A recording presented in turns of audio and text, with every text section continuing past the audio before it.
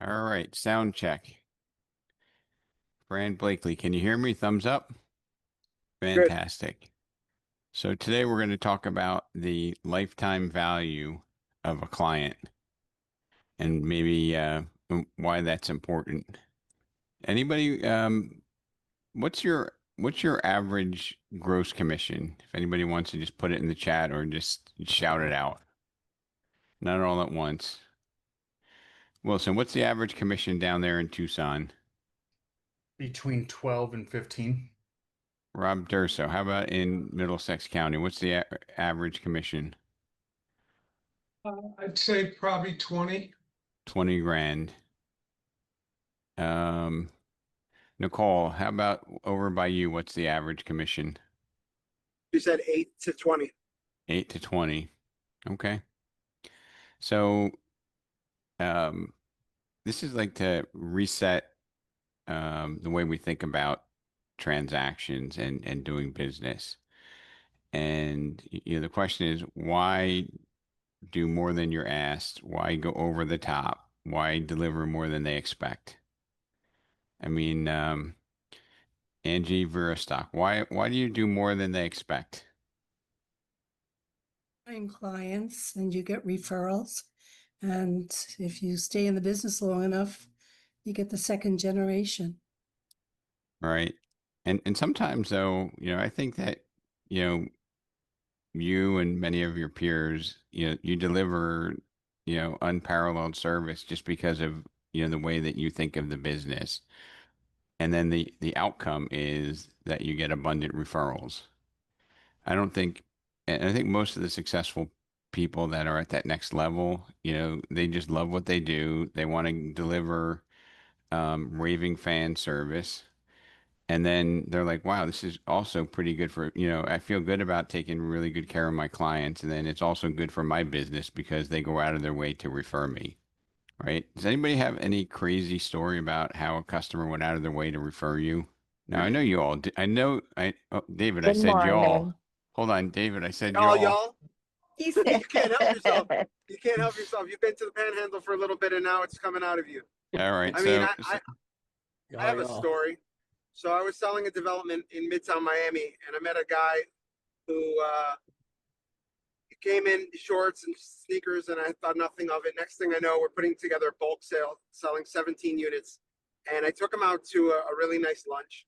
And before a month after the closing of those 17 units, I got a call from a family member of his, and then a family's member of their family.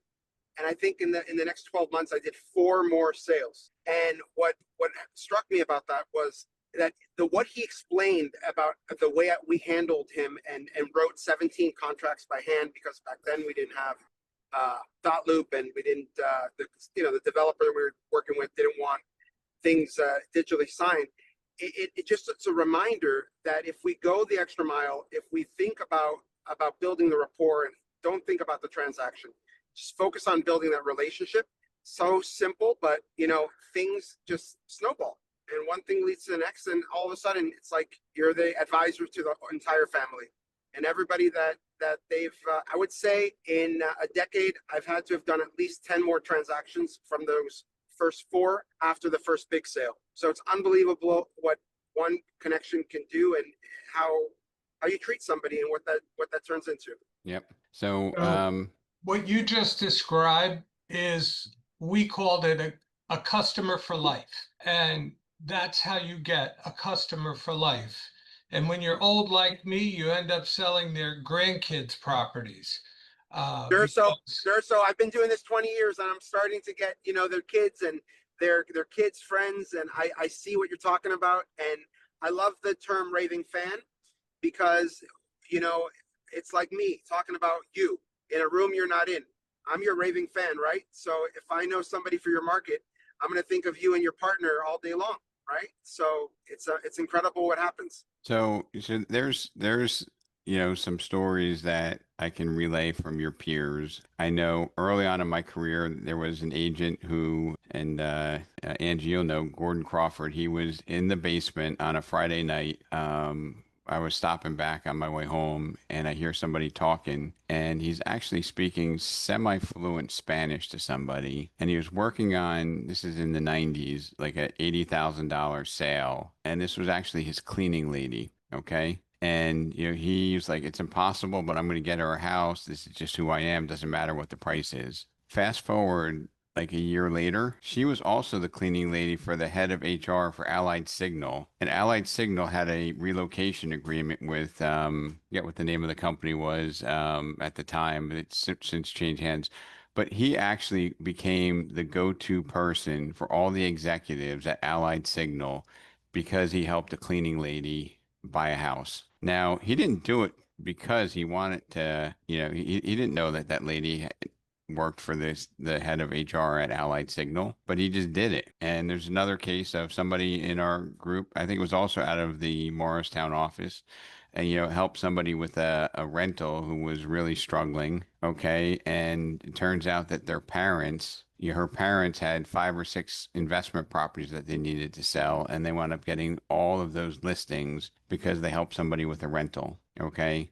So there are countless examples of people who really go out of their way to recognize the contribution that we make. And I think in most, if not all of these cases, the motivation for helping or going the next level with the business is purely to do the right thing, and then the business comes back. I think if Rob Durso was going to say, hey, I know this cleaning lady, does cleaning for somebody else who has a $2 million house, like it would never work. But if you do it just because it's who you are, then it finds its way of working. And I see some head shaking, and that's really the way that raving fans and customers for life work. Who likes Zillow? Raise your hand. Like, okay, who thinks that Zillow's kind of holding us hostage because they have the eyeballs and they're borrowing our listings and selling it back to us, right? So Vendela, you have mixed feelings about Zillow, I can see. I do, but Um, I love them. 'Cause I love Zillow and I hate Zillow. Like, so Zillow, so why so do you take my listing and sell me the leads? That's not fair. so Vendela, if everybody took care of their clients and stayed in touch, Zillow wouldn't have any way to monetize themselves. Zillow monetizes themselves by the fact that we as an industry let our customers stray and go elsewhere because we don't stay in touch, or because we didn't deliver an experience that was referral worthy, right? Okay. Correct. And here's like I want everybody to like stop what you're doing. If you're driving, don't stop driving. But I want you to just think about this statement for a second. I'm sitting across from you at your house, or I'm sitting with you potentially being a buyer, right? You're buying $1 million house. It's a 3% commission. I'm making 30 grand, right? So pretty good payday for, for your 30 grand. Most of us would be, satisfied, especially if the person's reasonable. But what if I, am of the mindset that, Angie, if all we ever did was you buy this $1 million house from me, or I sell your $1 million house and you don't ever refer me, we don't ever do business again, would you mind if I just said, hey, I'm not the agent for you? Like, I don't want to enter into this relationship unless I can exceed your expectations, and then, you'll want to refer me. Think about that for a second, right? Because what do $1 million home sellers have? What do they generally, who do they hang around? Other people with the same income level or more. Other people with $1 million homes, starting with their neighbors, their friends, right? And if all we're doing is like we're trying to say, hey, I want to do a good job for you, Nicole Bennett. I want to sell your house. I want you to be satisfied. Those people don't really go out of their way to refer you. If you give like over the top exceptional service, you give raving fan service, they're actually going to go tell their neighbor, if you're thinking of selling, you have to call Nicole. She's amazing. I would never work with anybody else, right? And it's because that's their belief, right? If all you did was sell their house for a good price and they were satisfied, they're not a raving fan, right? And Right. then you have to keep chasing for that. I'd be curious, Angie, I don't know if you're someplace where you can talk, but you are very, very wise with your perspective. What are your thoughts about, kind of going over the top, delivering more than is expected, And then you're not having to ask somebody to refer you, but they're going to go out of their way to refer you because of the experience they had. Well, for me, it's treating them like family. Every client that comes into my world, I treat them like family. And if you treat somebody like family, they feel it. And when they feel it, they want to refer you because they want best for their family and their friends. So that's my mindset. And do you ever go over the top with what you, and I'm not saying with giving them a fancy closing gift, but I'm saying go over the top with things that you've done to help people out with the transaction. Go over the top in what sense? Like how does somebody find, how is somebody going to be a raving fan of Angie from a buy or a sell? Well, it's the systems that you put in place as well. It's not just selling them the house. It's explaining the house. It's well, like I said, treating them like family. Like if there's an issue, you're not going to hide it. You're going to show it. And I hear back from clients that said, I remember when you said not to buy that house, and that stuck with them, and they refer a ton of business to me. So, but it's also staying in touch. It's not just doing a great job and going over the top. You have to stay in touch. Right? You have to let them know that you're not just in it for the commission check, that you're Correct. there to help them, right? Right, that's correct. So that's the piece I think is missing. I think a lot of your peers, Angie, just think if I do a good job, people will refer me. Yeah. And you really need to do a raving fan job where they're going to go out of their way to tell somebody. It's like if they're at a block party in their neighborhood and somebody says, "Hey, next June we're moving," they're picking up the phone, calling you and saying, "Hey, Angie, I want you to meet, Joe Smith, my agent," right? Like that's the difference between, hey, Angie, I gave your card out to Joe Smith. Did he call you? No. Well, if you give a card out, are they generally going to call you? What do you think? No, they don't. Probably not, right? Because it's uncomfortable to pick up the phone when they don't know you, even though you heard something good about them. It's like uncomfortable. But if you're introduced, in person or even on the phone, it's totally different. Right. So one of the things, Rob, that I found that works really well in certain neighborhoods, not every HOA, of course, but in certain neighborhoods, if you have that kind of rapport built up with clients that just bought a home, they're super happy. Maybe they have a great backyard, pool, lanai. You can have somebody like a paella chef, somebody come over, even hire a DJ, and they could do a little party, invite some of the neighbors. I've gotten listings, I've gotten buyers by them just inviting 10, 20 people and their friends, and you're doing like a little housewarming, but you're the one hosting it, and they're like, this is our realtor, this is a guy, or this is a girl, or this is a team that helped us find this home and make this transition. A lot of times we have relocations to Southwest Florida, whether it's from the East Coast or the West Coast of the US, and all of a sudden everybody's like, oh, that's the guy or that's the team. And it's so easy. Instead of maybe getting them a big gift, host a party at their home and have them invite some people. And then it's a great entree to, boom, this is a guy or this is a girl, you have to use them. And they're asking you for your card versus you handing it. It's a big difference. Right. If you change the paradigm here, right? And I was watching uh, a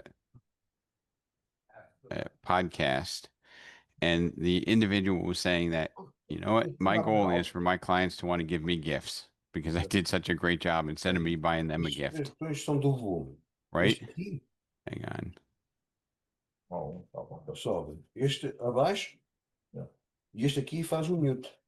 All right, there we go. Is what if clients decided that we did such a great job that we want to give them a gift, or they want to give us a gift, right? Instead of us having to figure out everybody that buys with us, we give them a gift. The gift is excellent service, right? The gift is excellent service. So, Rob, and I had a family that relocated from Florida to Mountain Lakes, and it was mid-school year, and they had a real concern about how the three children were going to fit in, where, you know, the school year was already underway and friends had their, so they were concerned about how their three children were going to fit into the schools and make friends since the school year was well underway already and friends had their friends. So I went out and I found amongst my other friends in the area those who had children that were the same ages as this new family that was moving into town. And I arranged for them, for the kids to meet each other outside of school before they started going to the schools. So that the first day that they went to school, they already had friends that they could walk in with and they didn't feel out of place. And I got such, great feedback from that, but, from other people who realized, the extent that I had gone to try and help these people. But to me, it was just knowing that I had made the transition for the children so much easier. Um, so that, that was something out of the ordinary extra that, I really enjoyed doing and it really worked out well for me. I mean, and I hope they recognize and reciprocate it with some abundant referrals, Robert. But I wanted to talk about, years ago, there was a gentleman, and he was actually an ex-police officer, and he was uh, doing his, uh, I guess, his listing appointment style. And one of the things he said is, can you tell me, have you ever bought or sold a house before? Right. So, Wilson, I'm going to call on you. Wilson, so he goes and says, Wilson, have you ever bought a house before? Yeah, Can you tell me about the experience? not very memorable, but it was, a lot of paperwork and I'd ask a lot of questions. So, what would a good experience look like to you? Tell me what would have to happen for you to say that, that was a very good experience. Really good and clear communication. Definitely something that being with somebody that could predict my questions and walk me through the process. And yeah, just make sure that it was clean and there was no stress on my end or minimal. So if a good transaction has clear communication, and we'll call that like an ice cream sundae, what would have to happen for that ice cream sundae to have whipped cream on it and to be a little bit better? Oh, the agent to answer my phone calls. Agent answer your phone calls timely, right? And Wilson, what would have to happen? Do you prefer caramel or chocolate? Oh, chocolate all the way. All right. So if the experience with whipped cream was us answering your calls, what would having chocolate drizzle on the top have to look like in a real estate transaction? Closing on time and making it simple. All right. Closing on time, making it simple. And then what would that transaction have to look like if we put that final cherry on the top to make it the perfect transaction? That I became friends with my realtor. That you knew your realtor cared for you, and how about the realtor even vetted out to make sure that everyone else in the transaction had the same level of commitment and communication during the process? Would that be the Yeah, cherry on the top? Right. that'd be perfect.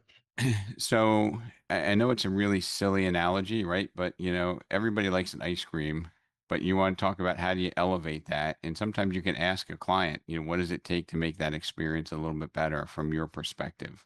Make sense? And what is the lifetime value of a client? I know David Howler and Rob Durso said, "Hey, I'm working with kids of my clients. I'm working with grandkids of my clients." Is there anybody on this Zoom meeting that's gotten three closed referrals from a client? Raise your hand. If you've had at least three. Anybody have six closed transact? Anybody can trace 10 people to one satisfied client? And anybody that has 10 transactions from one client? Okay, Mr. Garver.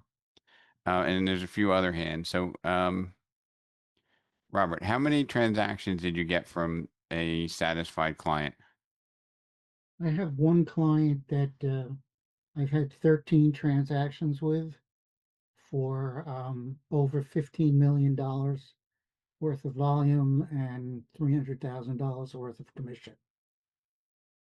$300,000 worth of commission.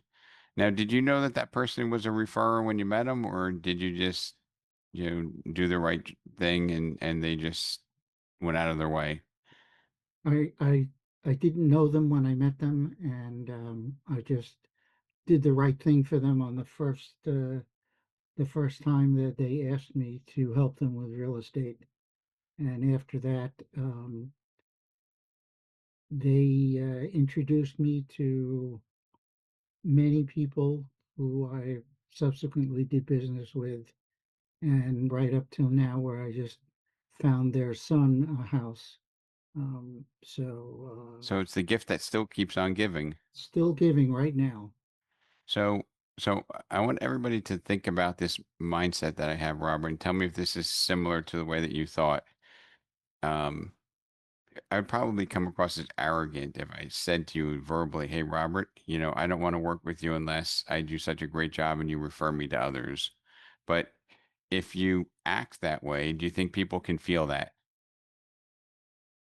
Yeah, I think it comes back to what we always talk about is that confidence is a major part of all of real estate business. And I think that certainly came across.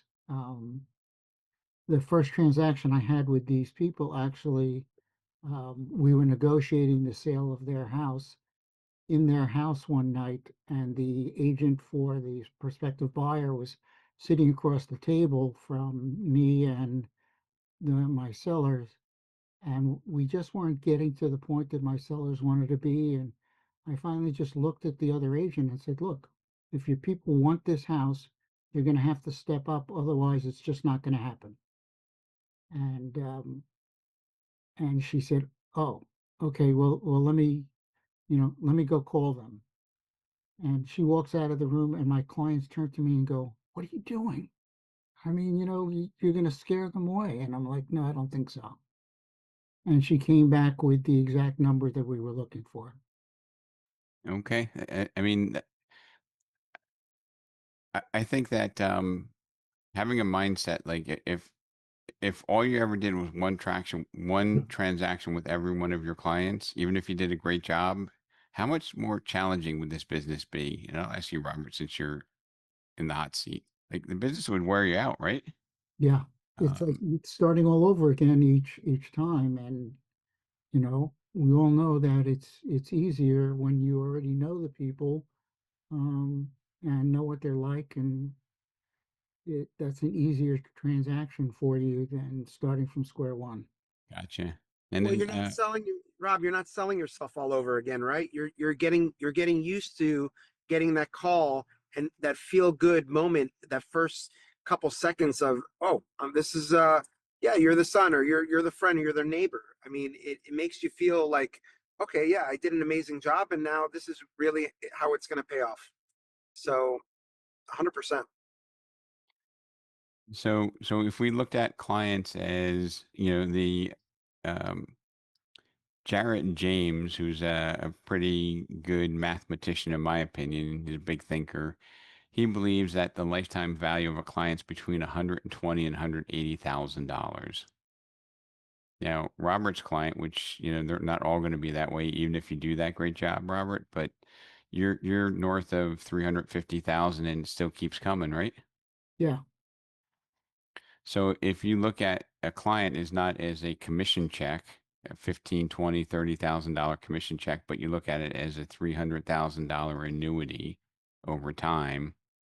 And I will bet you, and you can correct me if I'm wrong, Robert, but the referrals from that client were a lot easier because they came with an endorsement of the experience that they had, right? absolutely. So you don't have to sell yourself as hard because they already know that, your client sold you.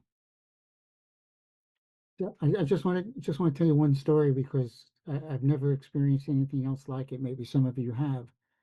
But so this client called me at 4 o'clock in the morning, and I don't know why I usually don't have my phone on, but I had my phone on that morning, and I picked it up and I said, "What's wrong?" And she's like, "Nothing's wrong, but a client of mine saw a house last night, and they want to buy it, and I told them they could only buy it if they used you. And so they want to talk to you before 7 o'clock this morning. And I'm like, okay. So I call them up, and it turns out it was a $2.5 million house that we went and we saw again that late afternoon, wrote the offer that night, and got it accepted. So that was a great referral. Yep. So, Robert, I mean, having you share this kind of humanizes this process instead of me just preaching. So, number one, I really, really appreciate you telling us these authentic stories. And, some of us hunt for business so much when it's like if we just, elevate, we put the whipped cream, the chocolate sauce, and the cherry on top of the client, that they're gonna say this is like the best experience ever, and that best experience ever is that chocolate sauce, the whipped cream, and the cherry on top. That's when you don't blame the other agent. Say, oh, Robert, that other agent's not responding, right? Nobody wants to hear that. And you may say, well, it's not my fault. We don't have an answer for this. That other agent's not. Well, we find a way to get the answer. We find the solution instead of pointing the finger of blame. Right? That's the whipped cream and the chocolate sauce and the cherry that goes on top. Right? We make sure that all the numbers are communicated ahead of time. We make sure that the transaction is smooth. That there's no surprises. Right? Nobody wants a surprise when they're doing a real estate transaction. That's not a positive experience. Right? And there's no need for surprises, right? The only reason there are surprises is because people don't anticipate or people don't do what they're supposed to do in a timely manner. So um, now I see Malika, you had your hand raised. I don't know if you're just answering a question or if you had a question or a comment to make. So if you do, just unmute yourself. We're at the halfway point. I want to acknowledge, hold on. I want to acknowledge y'all that we have a new office in our family. I see Jennifer on. I don't know, Jennifer, is there anyone else on from our PACE office? If you are, just wave your hand and say hi. Hi, Barbara. This is Barbara from our PACE office. Wonderful. Welcome to our weekly meeting, Barbara. Welcome, Jennifer. Thank you. Thank you. Glad to be here. I had Welcome to the family. I had absolute pleasurable experience meeting most of you I guess it was Tuesday evening, and look forward to welcoming you to our world here. And they say I speak funny if I don't say thank you all for coming. We learned that the further north you get, the more south it gets. So Yep, the north of Florida, is the south, and the south of Florida is the people from the north coming down. Hey, So Rob. being originally for, oh, go ahead. no, go ahead, Barb. I was just gonna say, being originally from San Diego 21 years ago, moving out here and then hearing people say y'all, it was kind of a shock. It was a little culture shock, but now I say it all day, every day. So thank y'all for having us. All right. Hey, Rob. Guys, that's One question I have, Dewey Buchholz, who just joined us yesterday after our conversation, and he's online right now. So welcome to a new member of our team. Welcome, Dewey. Thank you. Thanks for coming. And I want to exceed your expectations. And I appreciate your trust in us. Thanks, Dewey. Thank you. Let me just go back here for a quick sec. And then anyone else from Payson, introduce yourself. You might even get some referrals. Guys, don't be shy. Turn your camera on. Say hello. So, and I'm gonna ask this to Robert, which is when I was doing my research and using ChatGPT, they talked about the ripple effect. And now, Robert, you traced $350,000 to that one client. Now, are you factoring in the referrals that their referrals gave to you, or no? Yes. Okay, so you're that. So if somebody they referred you, you're putting that into that pot. Yes. All right, congrats. A lot of times we don't think about that. We just think about how many people did that client refer. But then what about if that referral gives you 7 referrals, right? This becomes really crazy math. Okay, it's like an exponential effect. And if that happens, you really don't need to do as much marketing. You don't need to worry about Zillow because people are coming back to you because they know that you're the solution to a very complex transaction.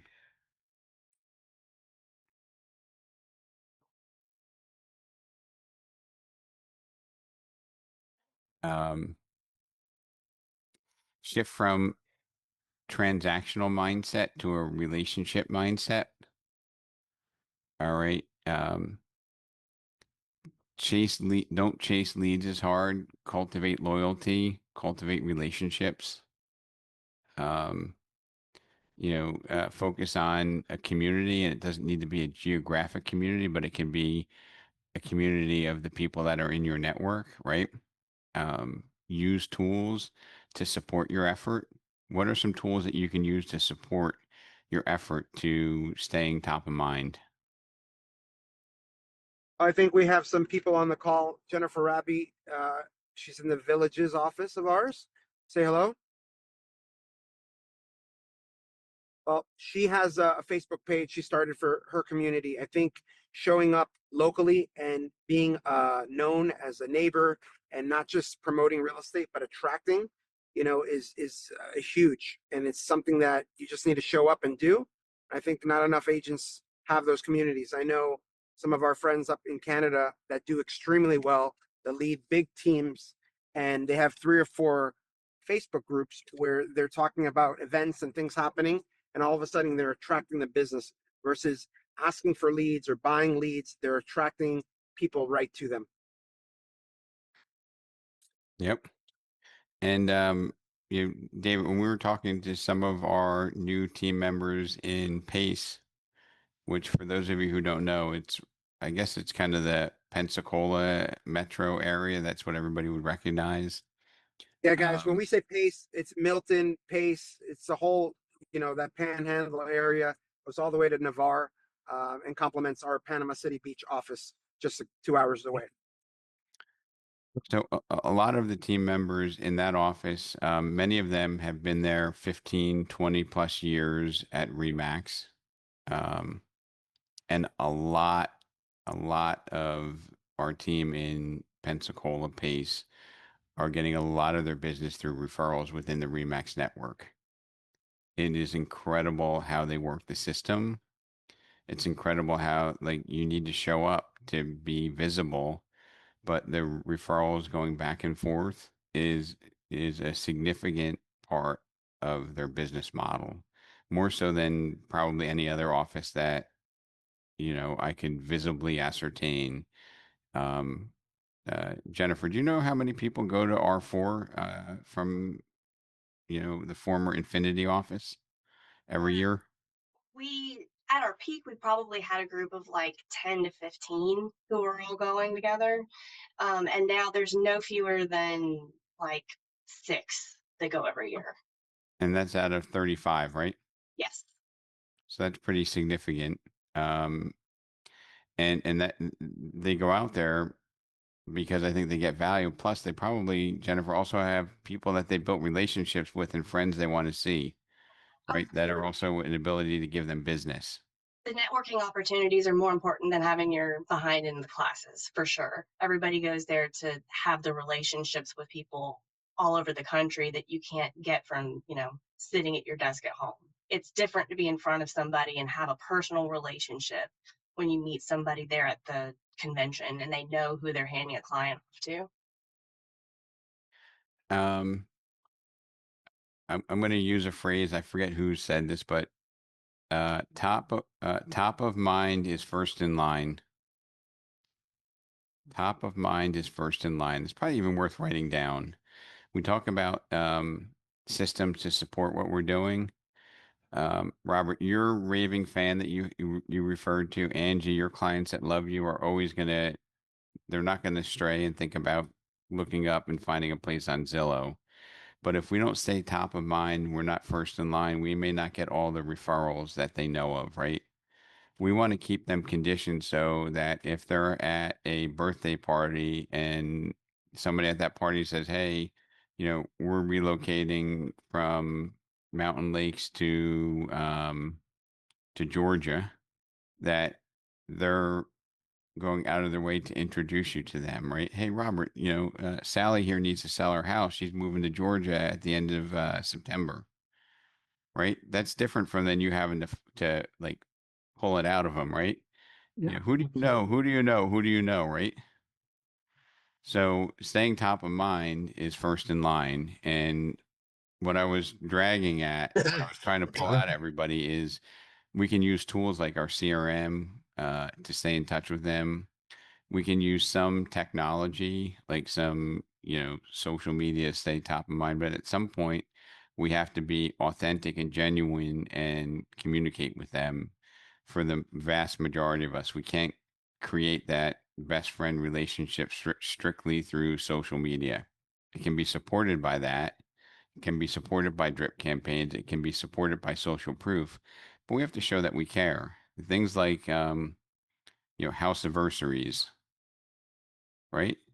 Like a lot of times people might not even remember the day they bought their house, but if their agent calls them every year and says, congratulations, it's your third anniversary at your house. It's your third house anniversary.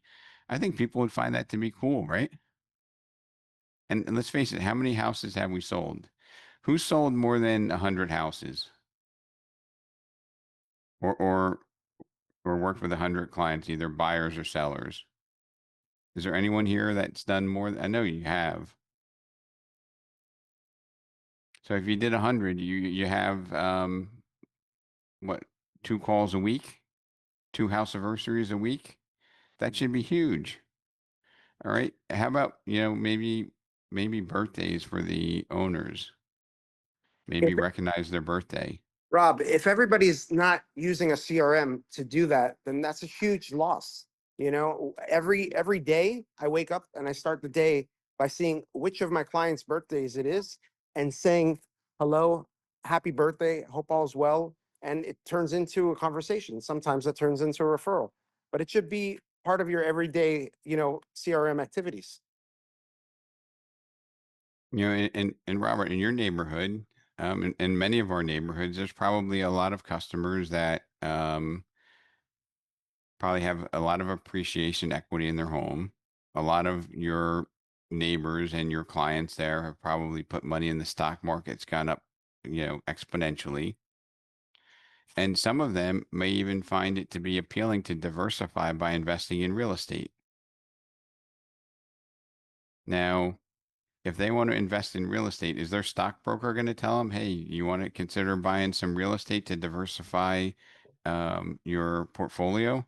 Do you think that's going to happen, Robert? no, Who's responsible to inform them of options in real estate? Whose moral obligation is it to do that? Ours. Yours. It's ours, right? And if we don't do it, nobody's going to do it. And most people don't invest in real estate because there's no advocacy for it, right? And I'm going to tell everybody a dirty little secret, which is sometimes, we may not be completely up to speed on everything that we need to know to be that advocate. And I think that, we ought to invest a little bit of time in looking into figuring out, like, I'll call it investing for non-investors, right? So this is just a diversification strategy, not somebody who considers themselves to be a professional investor, because they seem to know it all. But there's a lot of people who would like to at least be given the knowledge and the opportunity to consider real estate as a viable investment vehicle. Rob, I just want to throw a couple little things out there. For all of you who don't know how or don't utilize a CRM, you have a huge CRM right in your multiple listing system. You can go in there and just do a quick search and put your credentials in and find out every closing you've ever had. Our MLS goes back about 25 years, so I'm sure your MLS has a database. That's one way to gather all your past clients. And it reduces the stress of trying to put together a list of people that you might have done business with. A lot of times people don't start these projects because they're too daunting. If you've been in the business 5 years, you might say to yourself, oh my God, I never kept track. So it's hard to do. So utilize your MLS. Break it. How do you eat an elephant? One bite at a time. Break it down into a small, manageable project. Bobby Golden, my partner here in New Jersey, recently put together a project for himself to call past clients. So what he did was he did this search and he broke out everybody that he had sold a home to in July. And he called all of them. And I have to tell you, he had calls to make every single day of the month. So it works. Um, the other thing I like to use isms, and it's easy to remember when you break it down into people don't care what you know till they know that you care. Uh, that's just something you could keep in the back of your mind. So when you're trying to deliver exemplary service, just remember, you could pontificate all you want about how great you are. You could show your stats. You could show how many past clients you have. They're not going to hear a word you're saying until they think you care. So remember that the relationship is the beginning of every conversation that we're having. Um, it all begins with a relationship. Um, so don't be overwhelmed. You're talking to people who've been in business a long time on this Zoom. If you haven't been in the business a long time and you don't have a portfolio to show, none of that really matters. If you create a bond with that person, they're not going to care if you've never sold a house because they're going to want to do business with you. Everybody starts with zero. I didn't start out having 30 transactions in my pocket. I had to use what I had. At 19, I had nothing. I was a young kid that had nothing. So I started in my hometown, in my neighborhood, and I worked from there. You all have $1 million in commissions right here. It's in your cell phone already. They know you. Most of them like you. Most of them want to see you do better. Start right there. That's your sphere of influence and go. And Yeah, call me anytime if you got a question. and Rob, make the experience a referral worthy experience, not just a commission check. If you think about the commission, you're never going to make anything happen. The Um, commission is a result of the relationship. yep. Um, does anybody have a vacation spot that they go to every year and stay at the same property? Yep. Does anybody have a favorite restaurant that whenever you want to go for a great meal, you go to? Absolutely. So, like, there's a lot of restaurants that give you good service and they have the food is good, but there are some experiences that you go out of your way to say, oh, when you're in town, you have to try this restaurant, right? And no amount of advertising can supplement that or can substitute for it, right? It's like everybody's trying to find that restaurant that doesn't advertise, that may not even have a sign on the door that everybody wants to go to, right? It's the best kept secret. Okay. We should view our experience in the same light. That people want to go out of their way to make a referral to us. And it's because of all the things that you're talking about, because you care, you follow up, you do all the things that we're talking about here. And it's also coincidentally good business. Like the client acquisition cost or the CAC is so much lower for people that are repeat clients, right? A repeat client who knows the service that we have, you don't have to spend, you don't have to pay a 40% referral fee to Zillow. You don't have to pay a huge fee to HomeLight for a listing. You pay a zero referral fee because it's referred by your client, your past customer.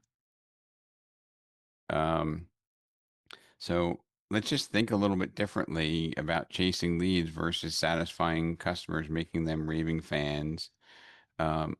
Create an engagement strategy. If you sell somebody a house and then you abandon them, you don't call them regularly. You don't, they're like not part of your life. How does that make them feel?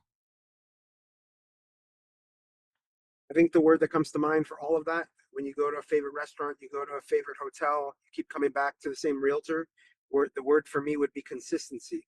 If you're consistent and you do these things, if you check in on your clients, if the place is clean, if the service is really, really good and the quality of the food is always the same level, you're going to always want to do business with the person. You're going to always want to come back to that property or hotel. You're going to always want to come back and eat that food because you know what you're getting and they're always consistent. Yeah. So thanks for sharing, Dave. Rob Durso, why do you think we don't call our clients regularly? Sometimes I think it's because you're afraid of what they're going to say. Like, oh, I haven't heard from you in forever. And then you put it off and you put it off. And then it becomes a bigger task. But oh my God, I haven't talked to them in 3 years. What are they going to say, right? Exactly. I'm in So touch with them every 3 months. Every 3 months, it's like church. Religiously, I just call them. If I don't call them, I text them. They don't pick up. All the thing. it's like the house, like, I would say stop orphaning your clients, right? They want to hear from you. Like they have this, like I'm engaged with Ron, I'm engaged with David for a 60, 90 day, 30-day period, right? Because I might be, spending 30 to 60 days to get under contract, another 30 days to go from contract to close. So we have a pretty intense relationship, right? And that's an opportunity to define, the future, right? And then all of a sudden you go cold turkey. You give them a gift and you say, "Congratulations on your house, Mr. Durso. Hope you enjoy it," right? And then we wait for you to give me a referral. That's not smart business, folks. Okay, that's not tapping it. To be honest with you, like I feel like you just looked at me as a commission check, Mr. Durso, when you do that. And would I be justified in feeling that way? Like you were my pretend friend while we were doing this transaction, then you disappeared. And we're all guilty of it. Every single person on this call who's done transactions is guilty of it. And we don't want to call. We don't want to call. yourself. We don't want to call because we feel like we don't have something to say or whatever. But then again, if that person doesn't refer us, how does that make you feel? Not good. Why didn't Fran refer me? I can't believe that. We had such a great relationship. It was a really challenging transaction. I got her top dollar and then, she refers her son to XYZ brand. It's called Stay in Touch, right? Years ago, I used the Stay in Touch system. I forget who the program was by, and it was these, like big postcards. Now there's lots of ways to stay in touch, but it's so important. Really is. So if we don't stay in touch afterwards, how do I authentically feel that Rob Durso and Fran Blakely care about me? I can't help but feel like I was just a commission check for them. I was a step on their ladder to buying a new car and driving around, showing off their fancy new vehicle. All right. So But there's good news there. it's not too late. Exactly. It's not too late. You could start today. And you could say to somebody that you sold a house to 20 years ago, you know what? You came into my mind today. I don't know why, but I just felt compelled to call you up and see how you're doing. Absolutely. Who's going to yell at you? They're not going to say, "Oh, you haven't called me in 20 years." Most people are excited when they get something like that. Oh my gosh, that's so nice. So, Bob, a simple example is, an agent on the team, Whitney, she called and saw that one of her neighbors and a friend, their daughter was accepted to a certain college, right? And she just picked up the phone and called and reminded her, and all of a sudden she got a listing in her neighborhood. I mean, you can't beat that, but she saw on social media that the daughter got accepted to a college. All she did was pick up the phone and say, "Congratulations, how's everything going?" And it started the conversation that led to a listing. 700,000. I mean, you can't go wrong, right? People want to feel like you said, you genuinely care. And the moment that they feel you care, opportunities arise. Listen, Another get thing out of is your head. shift your way of thinking too.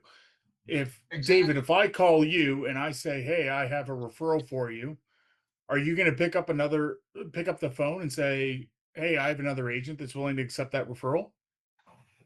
The first thing I'm going to do after I build rapport is I'm going to call you and say thank you.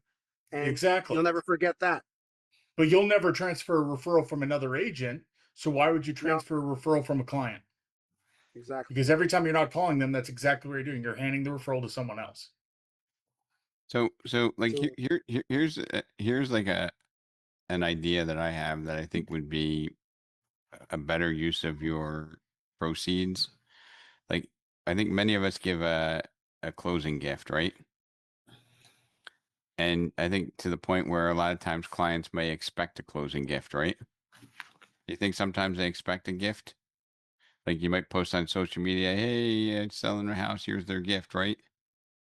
What if you delivered a little bit better service? You up the process, right? And instead of giving them a closing gift, you give them a first anniversary gift, and you drive over to their house and give them something when they don't expect it.